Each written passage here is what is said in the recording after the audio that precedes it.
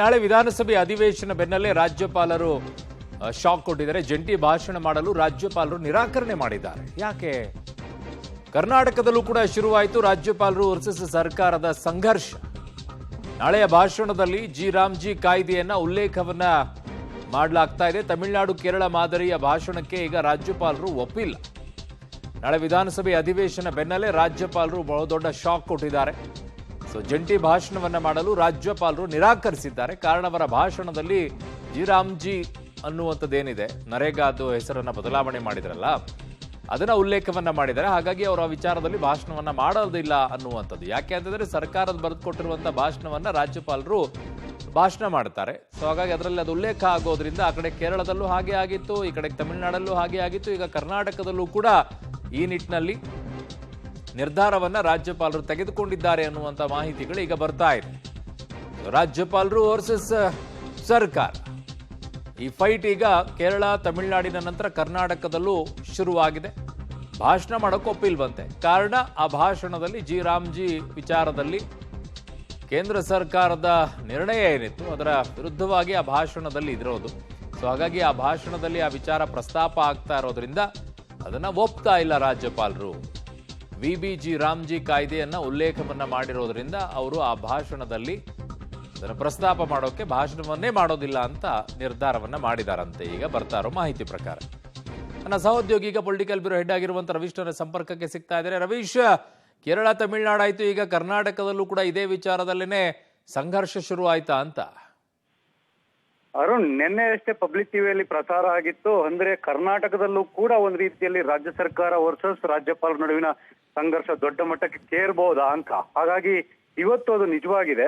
ಯಾಕೆಂದ್ರೆ ರಾಜ್ಯಪಾಲರು, ಅದರಲ್ಲೂ ಕೂಡ ದಕ್ಷಿಣ ಭಾರತದ ರಾಜ್ಯಪಾಲರು ಏನಿದ್ದಾರೆ, ಅವರು ಒಂದ್ ರೀತಿಯಲ್ಲಿ ಈ ಒಂದು ಕೇಂದ್ರ ಸರ್ಕಾರದ ವಿರುದ್ಧ ರಾಜ್ಯಗಳ ಸವಾರಿಯನ್ನು ಒಪ್ಪೋದಕ್ಕೆ ತಯಾರಿಲ್ಲ. ಹಾಗಾಗಿಯೇ ತಮಿಳುನಾಡು ಮತ್ತೆ ಕೇರಳದಲ್ಲೂ ಕೂಡ ಸಾಕಷ್ಟು ಒಂದ್ ರೀತಿಯಲ್ಲಿ ಸಂಘರ್ಷ ಏರ್ಪಟ್ಟಿತ್ತು. ಹಾಗಾಗಿ ಕೇರಳದಲ್ಲಂತೂ ಆ ಸಾಲಗಳನ್ನ ಬಿಟ್ಟು ರಾಜ್ಯಪಾಲರು ಭಾಷಣ ಮಾಡಿದಂಥದ್ದು ಕೂಡ ಈಗಾಗಲೇ ನಡೆದಿದೆ. ಆದ್ರೆ ಈಗ ಈ ಒಂದು ರಾಜ್ಯಪಾಲರು ತಮ್ಮ ಭಾಷಣ ಮಾಡೋಕ್ಕೂ ಮೊದಲೇ ಅದನ್ನ ನಿರಾಕರಣೆ ಮಾಡಿದ್ದಾರೆ. ಯಾಕೆಂದ್ರೆ ಒಂದು ಕಾಪಿ ಹೋಗುತ್ತೆ, ಏನೆಲ್ಲ ಭಾಷಣ ಮಾಡಬೇಕು ಅಂತ ಅದನ್ನ ಸ್ಟಡಿ ಮಾಡೋದಕ್ಕೆ ರಾಜಭವನಕ್ಕೆ, ಲೋಕಭವನಕ್ಕೆ. ಹಾಗಾಗಿ ಆ ಒಂದು ಇದು ಕೂಡ ಈಗಾಗಲೇ ರಾಜ್ಯಪಾಲರನ್ನು ತಲುಪಿದೆ. ಹಾಗಾಗಿ ರಾಜ್ಯಪಾಲರು ಕೇಂದ್ರ ಸರ್ಕಾರದ ವಿರುದ್ಧ ಇರತಕ್ಕಂತ ಟೀಕೆ ನೋಡಿಯೋ ಅಥವಾ ರಾಮ್ಜಿ ಒಂದು ಕಾಯ್ದೆಗೆ ಒಂದ್ ರೀತಿಯಲ್ಲಿ ಆಕ್ಷೇಪವನ್ನು ವ್ಯಕ್ತಪಡಿಸಿರ್ತಕ್ಕಂತ ಸಾಲುಗಳು ಏನು ಅನ್ನೋದು ಕೂಡ ಇನ್ನೂ ಸ್ಪಷ್ಟತೆ ಇಲ್ಲ. ಆದ್ರೆ ಈಗ ಬಂದಿರತಕ್ಕಂತ ಪ್ರಾಥಮಿಕ ಮಾಹಿತಿಗಳ ಪ್ರಕಾರ ನಾನು ನಾಳೆ ಭಾಷಣ ಮಾಡೋದಿಲ್ಲ ಅಂತ ನಿರಾಕರಣೆ ಮಾಡಿದ್ದಾರೆ ಅಂತ ಕೂಡ ಹೇಳಲಾಗ್ತಾ ಇದೆ. ಹಾಗಾಗಿ ಇದು ರಾಜ್ಯ ಸರ್ಕಾರಕ್ಕೆ ಒಂದ್ ರೀತಿಯಲ್ಲಿ ದೊಡ್ಡ ಮಟ್ಟದ ಶಾಕ್ ಅಂತಾನೆ ಹೇಳ್ಬೋದು ಅವರು. ಹಾಗಿದ್ದಾಗ ರಾಜ್ಯಪಾಲರು ಭಾಷಣ ಮಾಡದೇ ಇದ್ರೆ ಜಂಟಿ ಅಧಿವೇಶನ ನಡೆಯೋದಿಲ್ವಾ? ಸಹಜವಾಗಿ ಒಂದಿಷ್ಟು ಪ್ರಶ್ನೆಗಳು ಬರುತ್ತೆ. ಏನು ಹಾಗಿದಾಗ ಇದು ಇತಿಹಾಸದಲ್ಲಿ ಮೊಟ್ಟ ಮೊದಲನೇ ಬಾರಿಗ ಅಥವಾ ಹಿಂದೆಯೂ ಕೂಡ ಈ ರೀತಿಯಾಗಿ ಆಗಿತ್ತ? ರಾಜ್ಯದಲ್ಲೂ ಶುರುವಾಯಿತು ಈಗ ಸರ್ಕಾರ ವರ್ಸಸ್ ರಾಜ್ಯಪಾಲರ ಸಂಘರ್ಷ. ನಾಳೆ ಜಂಟಿ ಅಧಿವೇಶನವನ್ನು ಉದ್ದೇಶಿಸಿ ಭಾಷಣಕ್ಕೆ ರಾಜ್ಯಪಾಲರು ಒಪ್ಪಿಲ್ಲ. ಕೇಂದ್ರದ ವಿರುದ್ಧ ಭಾಷಣ ಮಾಡಲು ರಾಜ್ಯಪಾಲರು ಒಪ್ಪಿಲ್ಲ.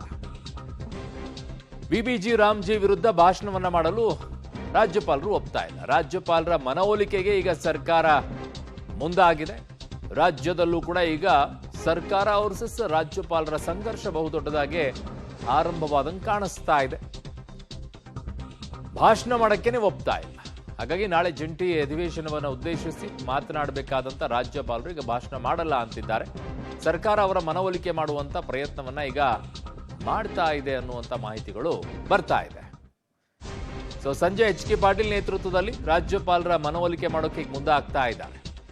ಕಾನೂನು ಸಚಿವರು ತೆರಳುತ್ತಾರಂತೆ, ಮಾತನಾಡ್ತಾರಂತೆ. ಮತ್ತಷ್ಟು ಮಾಹಿತಿಯನ್ನು ಪಡೆಯೋಣ ನನ್ನ ಪೊಲಿಟಿಕಲ್ ಬ್ಯೂರೋ ಹೆಡ್ ಆಗಿರುವಂತ ರವೀಶ್ರಿಂದ. ರವೀಶ್, ಈಗ ಜಂಟಿ ಅಧಿವೇಶನದಲ್ಲಿ ರಾಜ್ಯಪಾಲರು ಭಾಷಣವನ್ನ ಮಾಡದೇ ಇದ್ರೆ ಏನಾಗುತ್ತೆ? ಇದು ಇತಿಹಾಸದಲ್ಲಿ ಮೊಟ್ಟ ಮೊದಲನೇ ಬಾರಿಗ ಅಥವಾ ಇದೇ ಮೊದಲನೇ ಬಾರಿಗೆ ಈ ರೀತಿಯಾಗಿ ರಾಜ್ಯಪಾಲರು ಭಾಷಣ ಮಾಡದೇನೆ ಜಂಟಿ ಅಧಿವೇಶನ ಆಗುವಂತ ಸಾಧ್ಯತೆ ಇದೆಯಾ?